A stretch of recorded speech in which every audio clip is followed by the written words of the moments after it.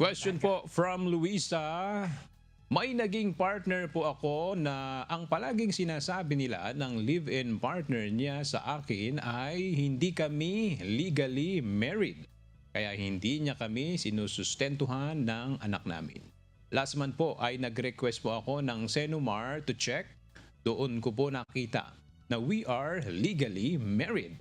Pwede ko po bang gamitin yung Senomar? Ano po, pwede po ba niyang gamitin para sustentuhan niya po kami? Ano po kaya yung process ang pwede kong gawin? Naku po. Bakit ganun? Hindi niya alam? Luisa, ito yung tinatawag Pakinggan nilang... natin yung parang ito yung- naiinis si Attorney Noel. Sige, Apo. Attorney, go Oo, please. nainis ako. Ito yung tinatawag nilang mapaglinlang na pagmamahal. Naku Yo. po. Naku po, si Luisa, since kasal ka, marami kang pwedeng i-file na kaso sa kanila, maski dun sa babae.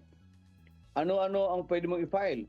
Alam nyo ngayon po, pwede ka ng 9262 even against yung sinatawag nilang kabit.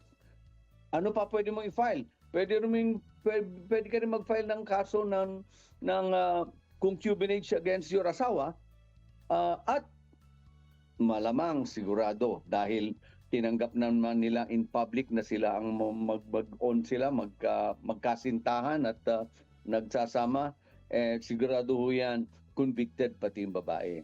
Ngayon, Naku po. sa support, gano'n lang kasimple ho yan kasi kasal naman sila, no? Paglilin lang ang ginawa kay Luisa, no?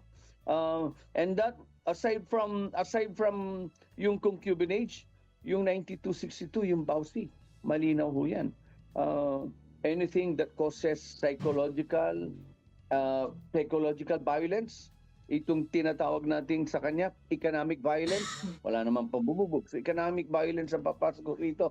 So, pasok na pasok yung kaso ni Luisa para dun sa asawa niya na hindi niya tinatanggap na asawa siya at yung kabit na ninindigan na hindi sila kasal. Yun siguro napakagandang defense o napakagandang ebidensya para kay Luisa panlaban sa asawa niya at yung nanlolokong asawa niya at sa kabit ng asawa niya. Naku, Attorney. Pagka nagkataon, may kulong ba ito, Attorney Noel? Naku po, sobrang kulong ho yan. Hindi lang kulong ho yan. Sigurado na ebidensya, kulong pa. Naku po. So, Yan. ang kulong naman ho ng concubinage ay less than 6 years. Pero kung papasok yung paglilinlang, papasok yung tinatawag nating bawsi, more than 6 years ang pre-imprisonment yun.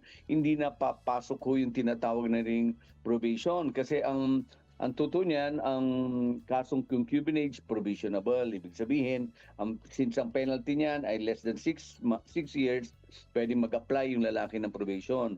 Hindi siya makukulong. Pero kung sasabayan mo ng kasong 9262 or otherwise known as bawsi, no? Sigurado ho yan. Hindi dalawang beses siya makukulong. Kulong sa concubinage, kulong pa sa bawsi. Kaya Ayan. sa asawa ni Luisa, no?